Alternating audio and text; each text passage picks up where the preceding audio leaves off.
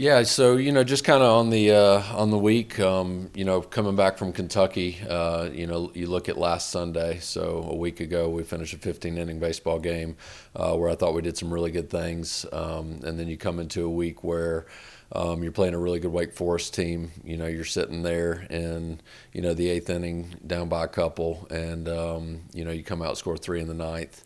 And then you beat Wake Forest coming back, and then go into the weekend. And I thought Friday was a interesting game in the fact that since we've been here, we've kind of scored in spurts. So we found ourselves in position where we've scored in bunches. So we might have a 4-run inning and then not score for the next 5. And I thought that Friday was kind of interesting in the fact that we kind of just kept pushing across ones. Next thing you know, we're up 5-1 and kind of finished the game out. Bullpen did an incredible job. Tut did an incredible job. Come into Saturday, and just kind of that back and forth. When your starter doesn't make it out of the first, and you're still holding a team to 4 or 5, I think you got to give a lot of credit to your bullpen. The positive end of our bullpen's pitching really, really well. The negative end is they're having to do so much work right now. But Cam Roberts coming out and doing a phenomenal job on Saturday to give us a chance to win the weekend. Offensively, again, continuing the attack and pushing runs across when we needed to. And then Sunday, again, hopefully we're not making a habit of a 15-inning game every Sunday. But, again, the positive end of that is our pitching staff, our bullpen is doing an incredible job. I think our bullpen inherited 8 runners yesterday, and only one of those guys scored. And anytime you're kind of in that standpoint, I think we punched 13 in the last 9 1/3 out of the bullpen. So that's just really, really good. And the amount of hits we're giving up in those innings, I think we gave up 7 or 8 hits just in that last 9 1/3. Unfortunately, the one to end the baseball game, gave us a loss. But, in the small picture, you're 3-1 on the week. You win the weekend and you beat Wake Forest in the midweek. You take that really in any week throughout the season. You do that for a whole season. You got a pretty good season. I think that kind of the season wrap up to this point is, just kind of figuring those guys out of the bullpen early on, when Gardner-Webb weekend, Kentucky weekend, just kind of finding what we want to do with the lineup, finding out what we want to do with the bullpen and those sorts of things. But, really excited to go into midweek. Got Western on Wednesday, and then head down to Charleston Southern for the weekend. I was going to ask you, you guys have 2 15-inning games. I know that can be grueling, so I can imagine how that impacts your players. How do you think that prepares them for the season and being out there and not giving up on a game?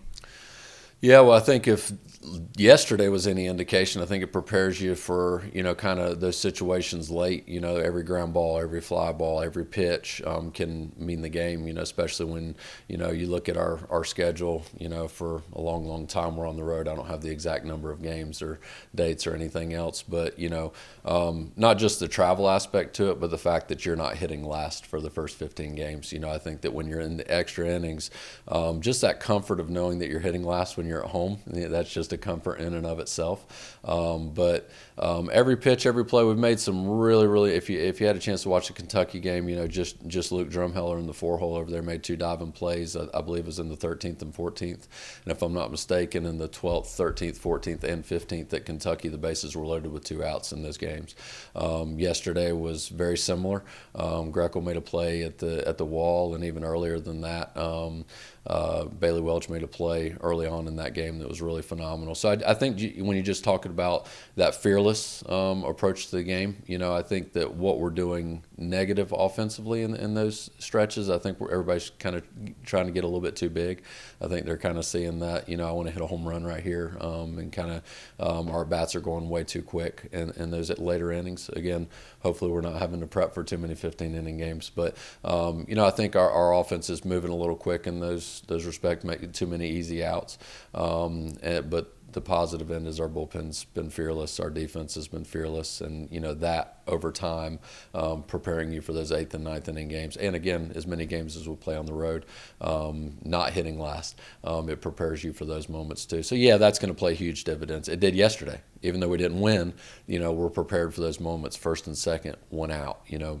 Leadoff runner gets a double, nobody out. Are you pitching through it? Nobody's scared. We're making pitches, we're making plays. You said Greco made a play. He's been hitting really well, has a few home runs. Do you have anything to say about him? Yeah, he's good. He's good and he's versatile. Early on, I think, I was talking to, I think the Black and Gold podcast is, I think the thing that you would see if you watched the center squad, which we won't much anymore, but is you can see a lot of guys do a lot of different things, and he's one of the kind of the main guys on that. He can play any outfield position, play third base. I mean, heck, if we got in a pinch, he might be able to play shortstop. But he can do a lot of different things, which kind of gives you that freedom from a lineup perspective, and he can hit anywhere in the lineup. Good left-handed bat, with which anybody that's been around the program knows that I like that. So, he's just a good player. Good player, made a great play defensively, plays with a lot of passion, and just really helps kind of solidify our lineup, balance it out, being able to stick him kind of anywhere. Honestly, he could lead off, he could hit third, he could hit seventh, he can really hit anywhere, and again, he can play pretty much anywhere on the baseball field. So he's been a good one, and we talk a lot about just the progression of our lineup and each guy being what they're capable of. It's funny to hear kind of Coach Kearns talk about his basketball program and what he wants to positionless basketball. If you will, I won't go any further into that, or else I'll butcher what he wants to say there. But just kind of that positionless mindset, that that kind of selfless, 1 through 9 in the order. You just show up in the third inning and you don't know who's hitting. Like, oh wait, is he hitting first, second, third? Kind of that same thing for us. Is we want that to be kind of the collection of good baseball players, collection of good hitters, and everybody's kind of helping that lineup function. I wanted to talk about a little bit about the Wake Forest game. Mm-hmm. You're coming off a really tough weekend at Kentucky. How big was it for you guys to get a win against Wake Forest after that weekend and against an opponent of that caliber? Yeah, it's interesting. You often try to get in the head of an 18 to 22-year-old in terms of kind of how the progression of your season. So you're sitting there. We had the A&T game, postponed in the ninth, but you're essentially sitting there 1-5, right? Coming off Kentucky, a 15-inning game. You're a little groggy, a little tired from that trip home, get home, 1:30, 2 o'clock in the morning.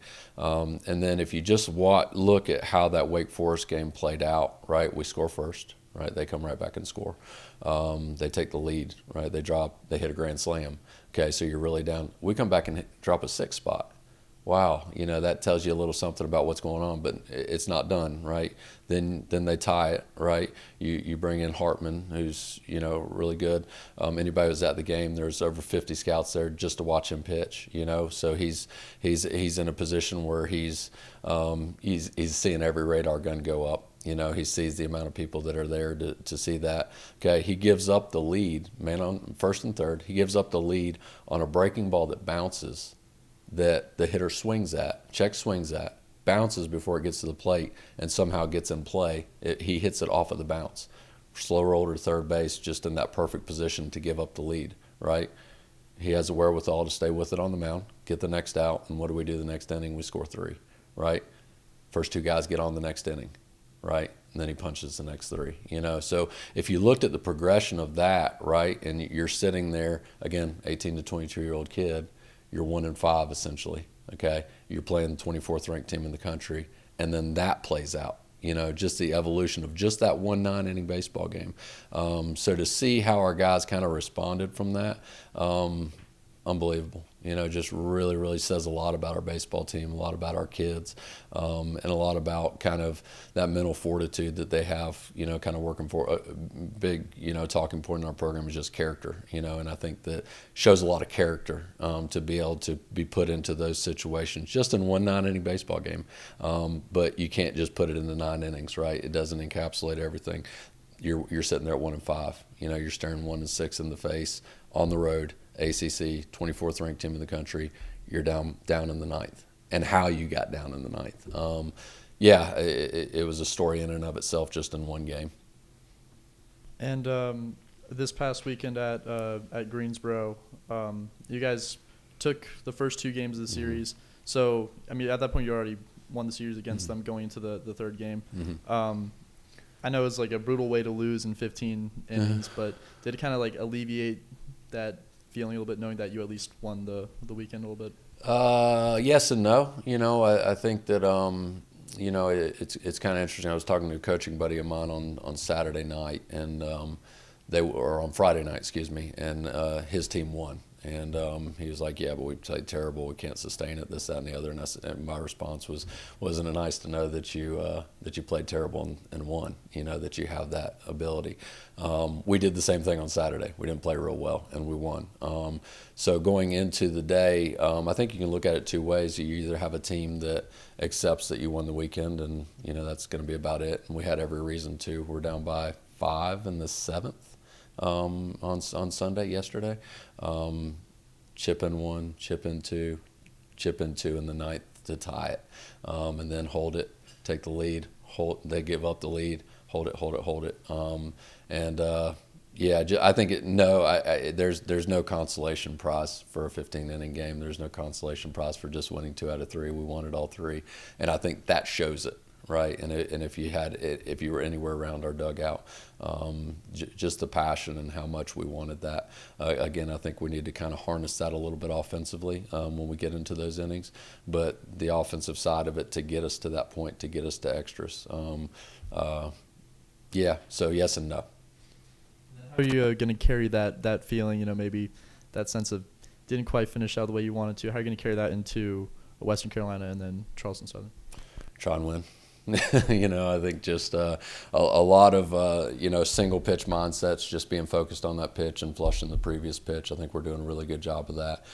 We've really done a good job of that since after game 2 at Gardner-Webb. We just kind of sat down and just we talk a lot about passion. And, when that flips over to emotion, nothing really good happens. And, I thought our first 2 games of the year were just strictly emotional. I thought we were just completely out of control.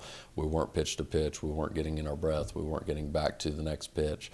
So I think kind of since then it's been kind of our mantra, and we played pretty well since then, that Sunday at Gardner-Webb. A&T, we didn't finish the game, but we played really well there against a good team. Kentucky, we didn't, so-so. We didn't particularly play well for about 4 innings the total weekend, and it looks really bad. But and then Wake Forest thought we played well, and I thought we played well all weekend. So I think just trying to make that a habit, right, which I think we're doing. We got a lot of guys that want to be good, and just continuing to prepare them to be in those moments.